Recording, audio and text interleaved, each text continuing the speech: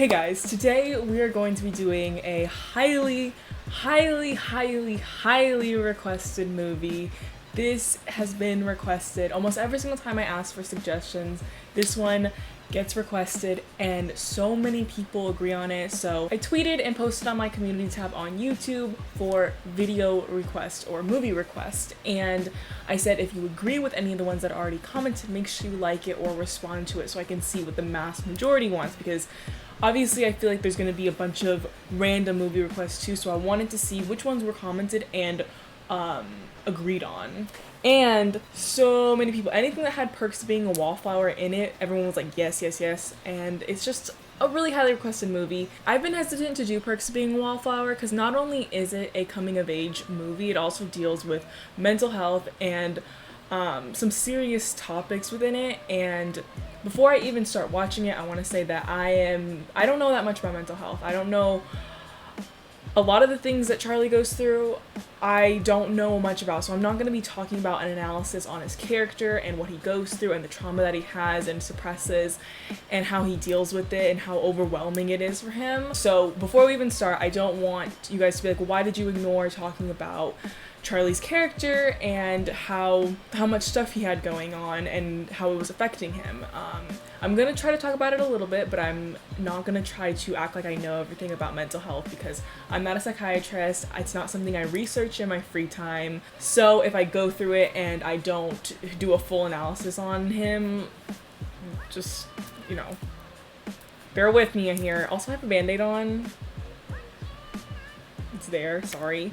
I think Perks being a Wallflower is gonna sort of get a rep in the future of it being overrated. I will never think it's overrated. I've watched it so many times and I love it. I think it has this really cool balance of beauty and tragedy within Charlie's life that he goes through. So I love it and I'm really ready to watch it with you guys because first of all, you guys requested it, and second of all, I just really love this movie and I would love to talk about it with you guys. These are going to be my thoughts on Perks of Being a Wallflower as I watch it, so this is not going to be a full down essay because I know there's been tons of video essays on Perks of Being a Wallflower. That's not what this is meant to be. This is kind of meant to be me kind of rambling on about scenes and certain plots going on, so if my thoughts are jumbled, bear with me because personally I like those thoughts more because if I sit down and I think about it, I'm going to overthink about what I'm saying and try to be super sophisticated about everything I say. That's just not me, so I'd rather just ramble on about it and talk with you guys because that is my favorite thing to do when talking about movies. This is a extremely long intro, so nobody probably watched that. Let's just get into watching the movie. Today's video is sponsored by Audible. Now, if you don't know, Audible is an audiobook listening app where you can listen to tons and tons of audiobooks. Today's audiobook recommendation is the All for the Game series. I've listened to all 3 of these audiobooks and I definitely recommend you guys go listen to them. Y'all know I talk about All for the Game a lot. It is just my favorite series ever. I totally recommend you guys go check it out. You can pretty much listen to audiobooks whenever you want, when you're cleaning your house, when you're working, when you're traveling, when you're driving. Pretty much it's just a great way to consume your favorite audiobooks without it being super time consuming. I use Audible when I am editing my videos because I like lots of noise going on in the background when I'm editing, and audiobooks are the perfect way to have a lot of noise while also consuming some good audiobooks. Members also have access to the guided wellness program. This includes stuff for your health, so sleeping programs and many more options to choose from. And if you didn't know, Audible has launched stories.audible.com where you can listen to hundreds of free titles with no sign up, no login. It's a complete ad-free experience, so I definitely recommend you guys go check it out. So make sure you guys go to audible.com/trendlevel or text trendlevel to 500 to get 1 free audiobook, unlimited access to Audible Originals, and a 30-day free trial. There will be a link in the description, so make sure you guys go check that out too. And without further ado, let's get started. Thank you, Audible, for sponsoring today's video. Also, the first time I watched it, I was way too young to understand anything that was going on, any of the issues that Charlie was going through. And then I watched it again when I was older, and I was like, wow, this is a beautiful story. I worked out all summer. Rock hard. Hey, you know what? Why don't you guys get a room? Just 1,385 days. I just, like, now that I'm already graduated from high school, I'm realizing how young Charlie actually is and how much he goes through at such a young age. Like, I know they show the trauma that he experienced when he was, like, way younger, but, like, now that I'm older, I'm already graduated from high school, I kind of see the ages in high school a lot more now. Oh, to be Paul Rudd teaching an English class. Shakespeare. That's a great guess, but no. Shakespeare didn't write novels. Yeah, you fucking idiot. Wrong. We would have put those pennies in a metal box. The ushers would lock it in the office. And that's where we get the term cash register. Office Max, girl, that is even I understood that. Box office. Like, that was so, he said box. She said Office Max. I don't like that girl. Office Max, shut the fuck up. Thanks. Oh, Logan Lerman. I'm just like, Hey, freshman toad. okay, look at your outfit, buddy. I don't think you're allowed, legally, I don't think you're allowed to make fun of anybody else.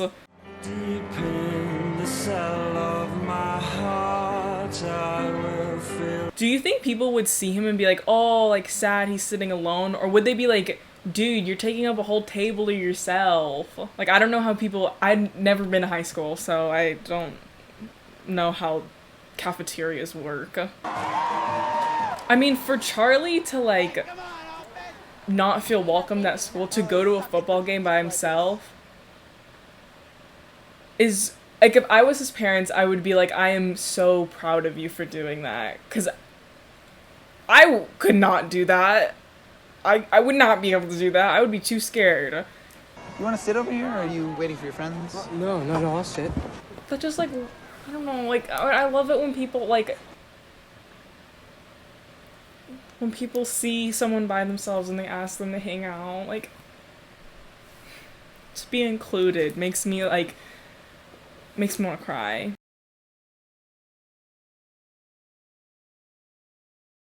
I am not a mama's boy. You are, because every single time I go to your house, every single time. Shut up, Candace. You just stand there like a little bitch dog. Saying, Charlie, just go. I can handle it. Just don't wake up Mom and Dad. My question is, how did Mom and Dad not already wake up? He literally screamed, "Shut up, Candace," and there was a slap. I don't know how soundproof their walls are, but Derek sucked. Fuck Derek. And when I say that Perks of Being a Wallflower is the best combination and shows the best contrast of beauty and tragedy within your life. So he had that great night when he was hanging out with Patrick and Sam, and then he goes home and he has this tragedy of finding out what's happening to his sister, and then he has a flashback to what happens with his aunt, and it shows this kind of comparison of beauty and tragedy that goes on in his life.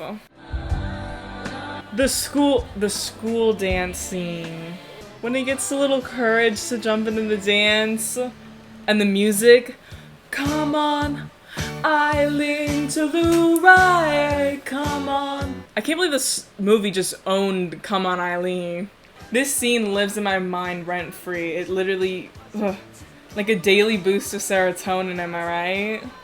I was so hungry at the dance. I was gonna go to King's, but I didn't really have any time. Thanks. Why does he get high in every single one of his films? From A Baked Good, too. That's what Logan Lerman signs. That's what he puts in his contracts. He says, if I can't get high from A Baked Good in every single movie I'm in, then I would not like to participate. His dad was a big drinker, so he hated all that stuff. Parties, too. Well, where is Michael tonight? Oh, he shot himself last May.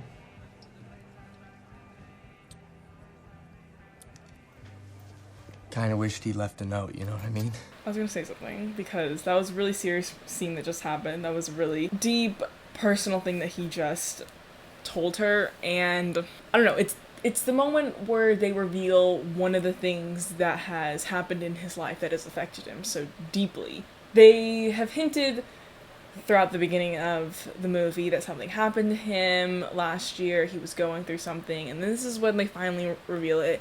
I did like it that they kind of let you wonder what is going on in his life before they reveal what happens to him, because everyone's so concerned about him. His parents are concerned about his first day at high school. The English teacher knows what happened to him last year. He mentions at the beginning of the movie that he was in a mental hospital for his depression, I'm assuming. You know, at the beginning of the movie, they could have done his narration by starting off with everything that's happened in his life. But it's better that we get to know Charlie before they reveal something very traumatic that happened to him in his life that has affected him deeply.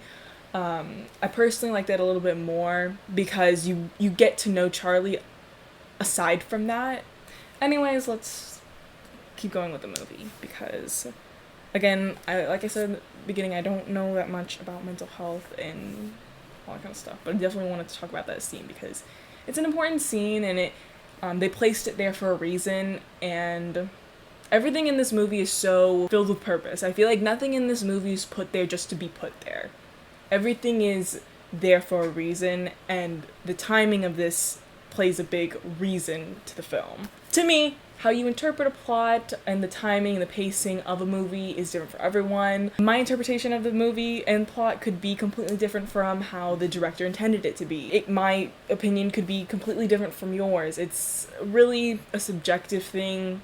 So if you disagree, that's fine. Everyone's gonna watch this movie, especially because this is such a layered, complex film that is very personal. Like, even if you don't struggle with exactly what Charlie's going through, he's a very, very relatable character that has so many things that you can just connect to. He's a very connected character to the audience, so everyone's gonna interpret it a little bit different, and that's okay because we're all different. We all go through different things in our life and have experienced different things and feel different things, react to different things that happen in our life differently. So yeah, interpretation is subjective. That's all I'm saying. Oh. Brad and Patrick, lock the doors, why don't you? Okay, this has to be our little secret. Our little secret.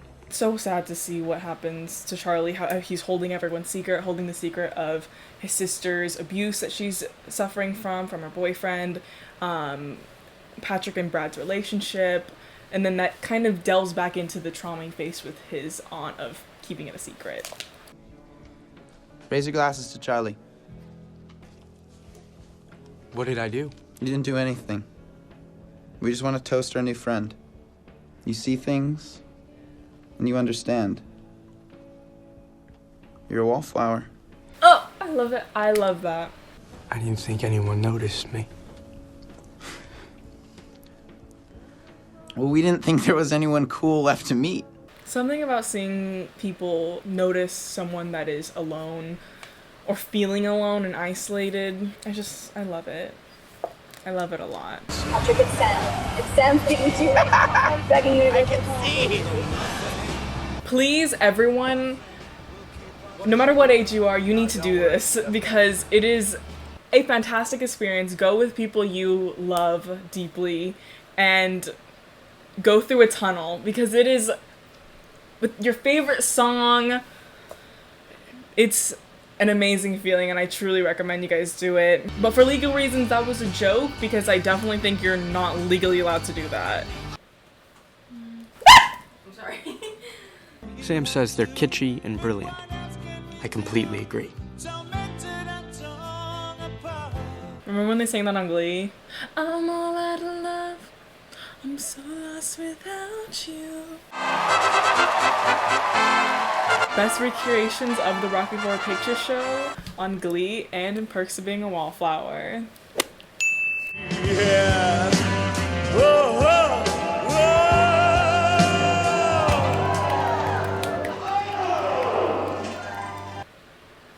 Imagine if they did There's a Light. I know like this wasn't supposed to be like Perks of Being a Wallflower, the Rocky Horror Picture Show edition, but like imagine if they did like another song too.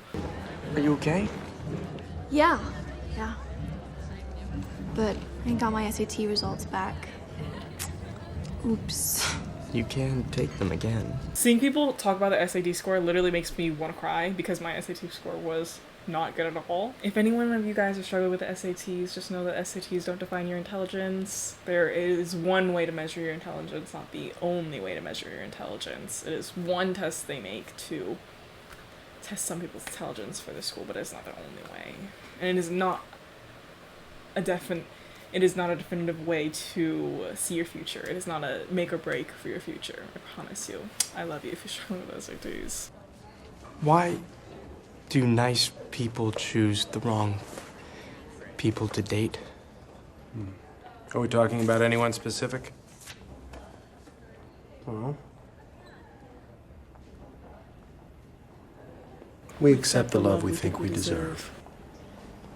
can we make them know that they deserve more? We can try. Ugh, I cry. Even though, like, that scene has been used on, like, every single Tumblr mood board, it's so many people's bios, like, Infinite or whatever, like, you can't deny that those scenes within the movie are really great. Like I said earlier, I think everything in this movie has a very big purpose to it. Nothing is put in there just to be put in there. I think it is not just only put in there, put at a specific time. I mean, that's what a movie is supposed to be. You don't want to watch a movie and see things in there just to be there. You want to watch a movie that is putting every single scene in for a reason, with a purpose. And you should be thinking, like, every movie should be like that, but that's not how every movie is. Every movie majority of movies have filler in it. They have one-off lines. They have bad jokes that are just in there because they wanted to fill 30 seconds. I love it. I'm trying to express my feelings for this movie, and it's very hard when you are trying to express your love for a movie when it is a movie that is loved by so many people, because so many people have wonderful analyses on it and know how to fucking talk about a movie, but I'm just trying to tell you guys why I like it and try to do that the best way I can. Open it.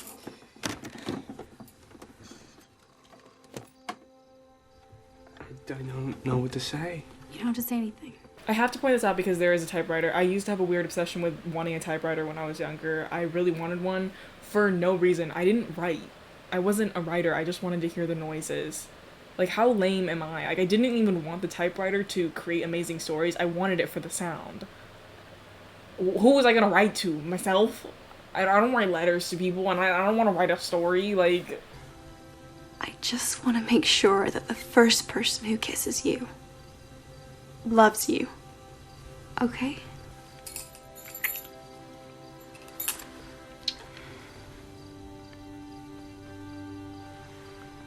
I love you, Charlie. I'm gonna cry. Right now. I love you too.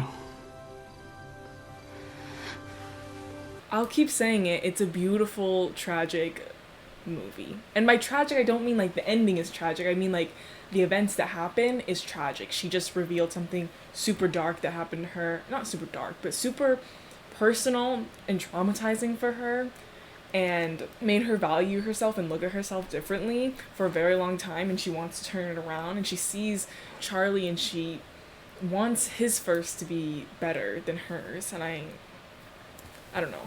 I feel like that was one of my favorite scenes, because it's so beautiful, yet also kind of tragic at the same time, because you hear what happens. Why do I feel like he shouldn't have been allowed to do that? Because how old is he? A freshman? He's like 14 or 15.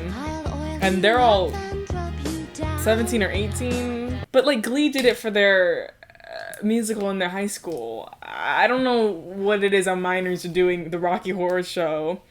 I dare you to kiss the prettiest girl in the room on the lips.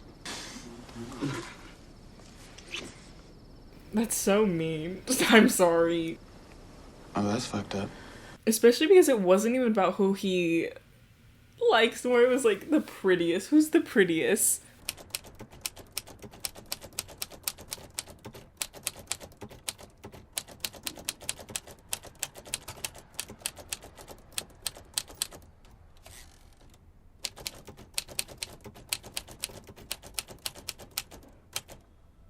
I do like it that when he types up that he's starting to get bad again, that it's not a narration. Because when he's talking to his friend, dear friend, when he's writing the letters to him, he's talking about the good stuff that happens, how he's making friends and stuff. And then when he writes the letter that he's getting bad again, it's just the typing. It's like, haven't seen my friends in 2 weeks, I'm starting to get bad again.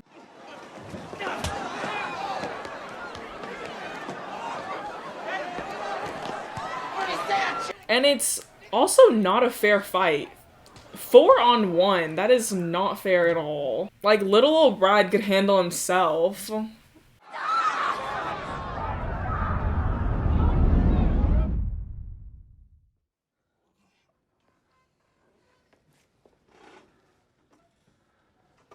It is also very cool that they didn't show that scene. They show it to you through Charlie's perspective of literally blacking out when it happens and not realizing what happens until you come out of that state. So I think as a moviegoer, you could really want to see the action that happened, what happened. But if you're watching it through, how they wanted you to see it through Charlie's perspective, he blacked out. So I think that is, I don't know. It's good. It's good. I'm free now, right? I could meet the love of my life any second. The whole thing with Patrick and Brad was really sad. And normally I'm not one to love a whole homophobic bully type of situation. But this kind of wasn't a homophobic bully until the last scene because, or at least that was in the movie. I don't know how it was in the book, but in the movie it was like Brad wasn't outwardly bullying him. He just didn't want anyone to know. So normally in other plot, like as a trope, like internalized homophobia makes me want to bully you, but I also like you. It's not my favorite trope, but I do think in this movie his internalized homophobia is different. But let me guys know, did you like Patrick and Brad together, or did you like Patrick and Charlie? Because I know that was a headcanon for them to get together. So let me guys think, because I feel like the whole plot development of Patrick and Brad was very tragic. Things will be different now, and that's good. And I just need to meet a good guy. And he's like, in this second? And he looks at Charlie.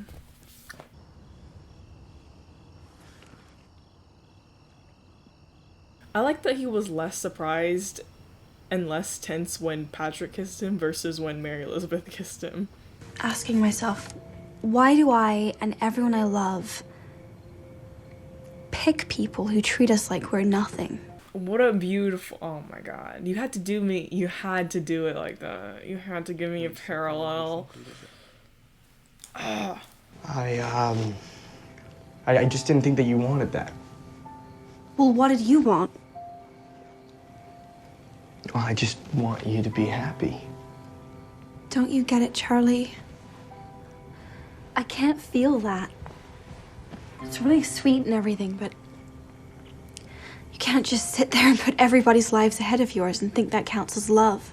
I love when she says that you can't just put people ahead of yourselves and then count that as love. I think people have this weird idea and concept that selflessness is like this amazing, incredible thing. And it is in some cases, but there's a balance to everything, and too much selflessness is self-destructive.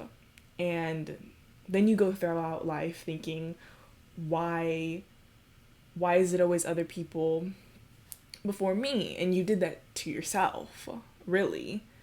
You had this concept that you can never be selfish throughout life, and that was love. That was caring for people. If you put everyone else before yourself, that's what love is. But it's not. And I love that she says that. I'm not saying that this is how Charlie's character is. I'm saying that specific line when she says that you can't just put people ahead of yourselves and put people before yourself and count that as love. I love it when she says, like, what did you want though? Like, that you didn't think about, that's what I would want, but what did you want? I really love that. I think that thinking about what everyone else wants is a waste honestly, I think it is wonderful to be caring of other people. I think it is wonderful to care about others and to put people before yourself sometimes and to be selfless sometimes. But all the time you're wasting your days on other people that would they do the same thing for you? I don't know. Sometimes, yeah, but they're not doing it to the extent that you would. I think that always asking other people what they want isn't love. I don't think that's at all what love is supposed to be. I really like the things she said, even if it doesn't apply to Charlie specifically and what his character, because I know he says a bunch of stuff afterwards, but just the concept that she says that, you know, it's kind of like you were thinking about what everyone else wanted and you didn't do what you wanted and you end up with nothing. Because that's what happens in life. If you dedicate your whole life to just doing what others want and making them happy, you're gonna end up with nothing. There's a very important balance of selfishness and selflessness that you need to incorporate into your life. Otherwise, you will end up with nothing. If you're too selfish, you do end up with nothing. If you're too selfless, you do end up with nothing. So there is so much pain, and I don't know how to not notice it. What's hurting you? No, not me. It's them. It's everyone. It never stops.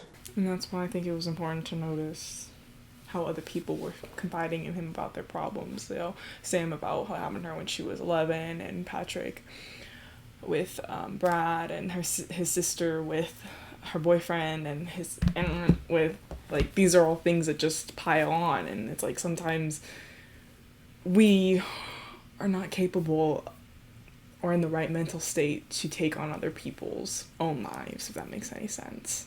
And that's not a bad thing or something you should be ashamed of. If you mentally cannot handle it, that is nothing to be ashamed of, and you're not a bad person for not being able to mentally handle something. I know these will all be stories someday, and our pictures will become old photographs. We'll all become somebody's mom or dad. But right now, these moments are not stories. This is happening. I am here, and I am looking at her, and she is so beautiful.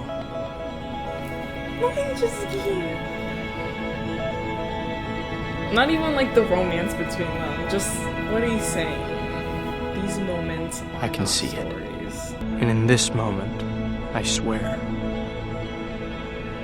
we are infinite.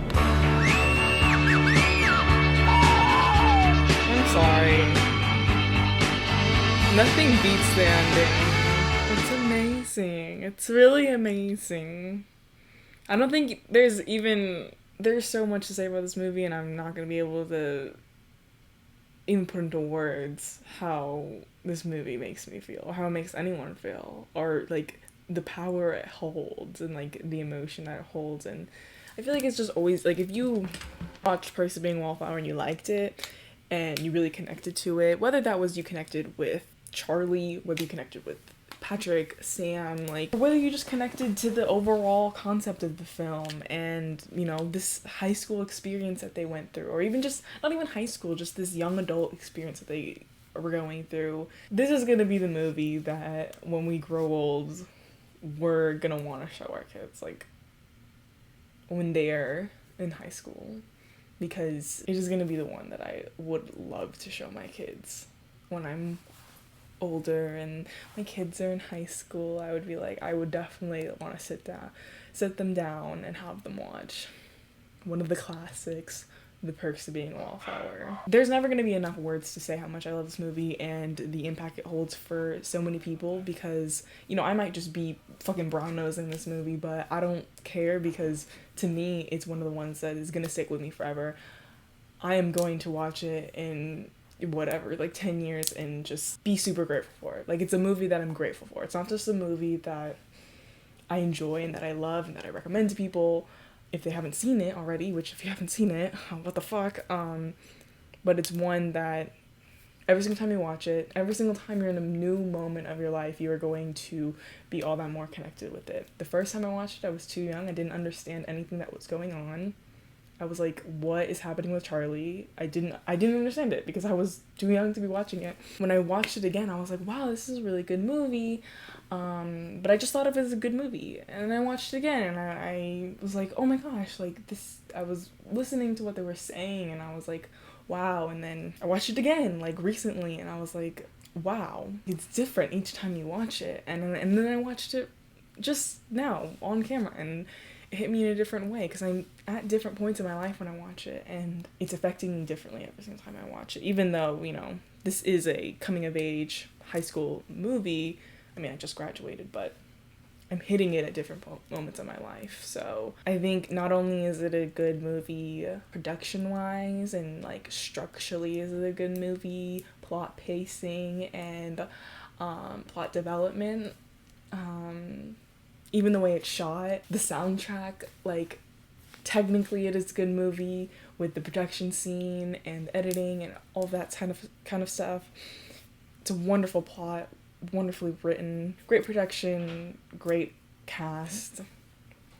This is a classic. Pursuing Wallflower is gonna be a classic. Now we might not think of it as a classic because it's only been out for 8 years, but that's a long time actually. Anyways, I know I didn't even talk about everything that comes with Perks being a Wallflower. I know there were so many layers and probably so many things I missed or so many things that I didn't talk about, and I completely understand if you're like kind of like, well, Trin, you don't really know what you're talking about. This is an amateur review of Perks being a Wallflower, and I get that. I'm not a film critic. I don't analyze films. I just comment on them. There's a very big difference between a film analysis and a commentary. This isn't supposed to be a research paper on Perks being a Wallflower. This is supposed to be a commentary on it. So these are comments that I'm making and thoughts that I'm having right away and just kind of rambling on about a movie that I like and that I want to talk to you guys about with. So if you guys like this video, make sure you give it a thumbs up. I know tons of you guys requested it and I hope this satisfied you or